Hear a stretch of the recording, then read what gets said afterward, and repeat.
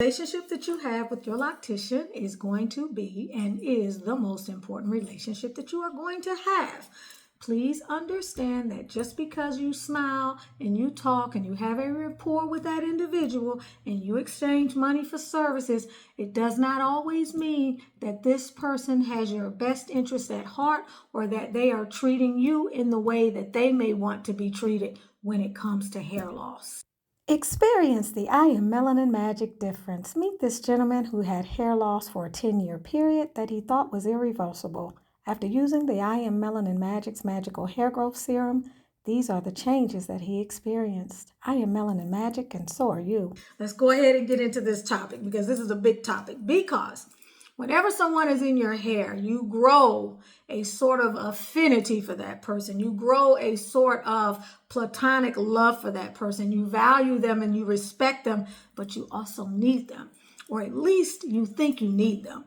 Your loctician is the sole individual. If you don't use your own hands to do your hair and you're not a do-it-yourselfer, your loctician will become the person that you will rely on for the guidance during this journey. And if your loctician is a slave to the brand, any brand, okay, and your loctician does not believe in his or her own personal evolution and growth, if your loctician is not willing to pivot and to direct you towards what is best for your hair, and your loctician is more concerned about the number of clients that they have, how fast they can move you through, whether or not they can get you to return, how many referrals they're getting, how many people they can pack in a day, and et cetera, et cetera, et cetera, you might be dealing with someone who you'd be better off without. Let me tell you 5 main things that you need to look for in a loctician, or 5 main things that you need to be doing with your loctician if you have Sisterlocks, Microlocks, and whatever other small, tiny lock you may have. Now, you're not going to have to do this if you have knotted locks. You all already know I am loving my knotted lock journey. Yes, I am. I am going into a year and a couple of 3 months. It is the best decision that I ever made, and I made it with ease because after having Sisterlocks for 13 years, after having some concerns of my own with my own hair and seeing the inevitable crisis that I would be in myself if I continued along the path that I was going in, and in talking to thousands of you and having you all as clients, whether you are subscribers here on the channel, whether you are listeners, whether you are people that text me to my phone, or whether you are people that buy the Magical Hair Growth Serum or the Premium Blend off of the I Am Melanin Magic website, I have learned so much. You have sent me pictures, you have shared with me, you have done interviews, you have answered my questions, you have done so much to form a consensus around the very fact that this can no longer be denied. We must deal with this. We are on the front lines. We must raise awareness. And the people we have to start with first are our own locticians. You have to begin to speak out when it hurts. You have to begin to let them know that it should not hurt. Okay, even the infamous Miss Dr. Cornwell says that your retightening should not hurt. She stops at that though. Your retightening should never hurt. You should not be in any pain. The days of struggle hair, struggle love, struggle life, struggle everything for people of the African diaspora are gone. It's time to create a new reality around what you deserve. You do not deserve to live in pain. Again, communication with your loctician is very important. These are the women and sometimes the men who are standing over your head. They have a 360-degree view of what is going on with your hair. They're in the best position to tell you what is going on. They should not be telling you about hair loss or responding to you regarding hair loss that you have brought to their attention. You should not be in the chair expecting the delivery of something that you do not inspect. And in order to inspect your hair, you must take an active role in paying attention to what is going on when you are getting your retightenings or your grooming or your hair washes. This means you cannot sit there and read a book.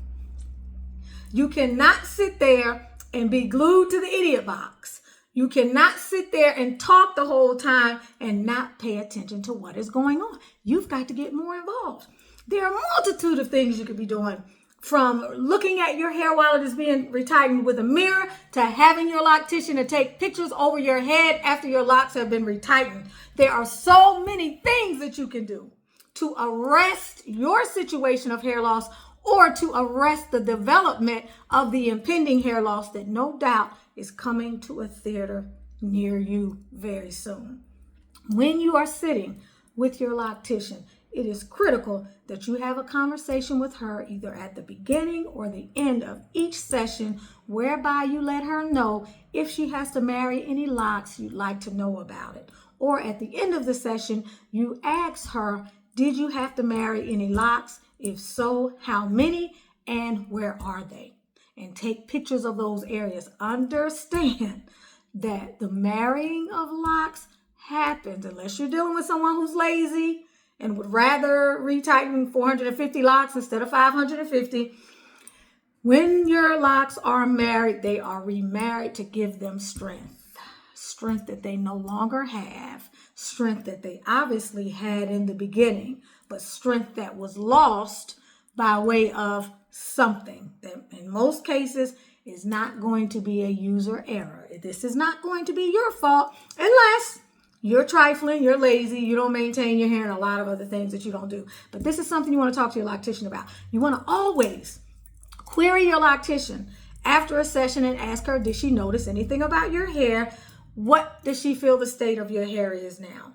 Does it look like it's thriving? Are you experiencing dandruff in a particular place? Does it feel dry? Did she hear popping?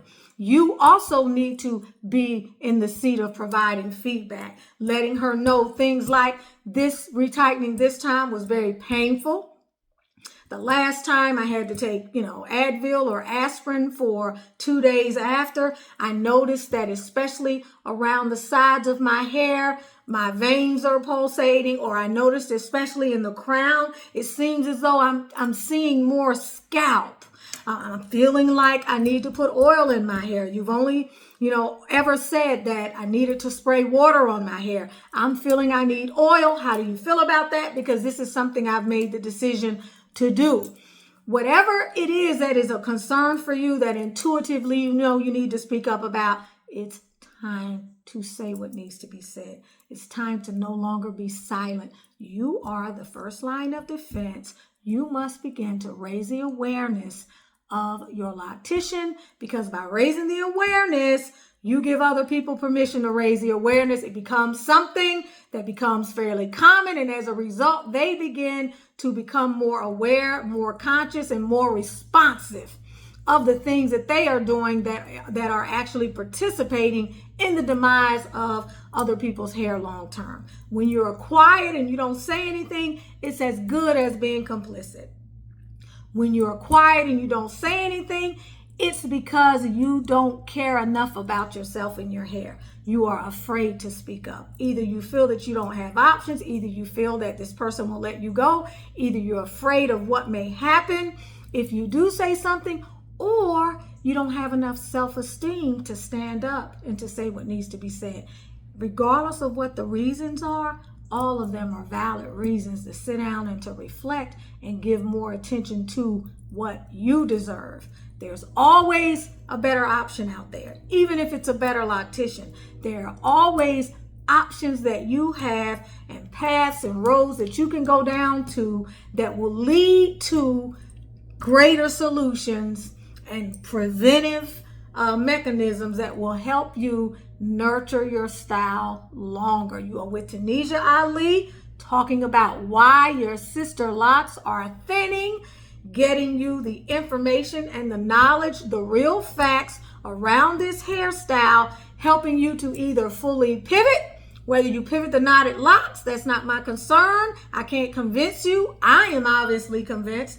Or whether you decide to partake of some of the tips and strategies that I provide for you here, and you decide to prolong the longevity of your style by implementing certain new rituals to help make your hair more resilient. Go to the I Am Melanin Magic website, get the ebook, which will tell you everything you need to know as you go down this path so that you can stay informed with information, or go to the I Am Melanin Magic website and book a consultation. There are 2 consultations which provide a wealth of value, including a sample serum made for your hair loss, a mini ebook, a hair review and a historical analysis, a pre-questionnaire, tips and strategies, and roadmaps, something that you can walk away with.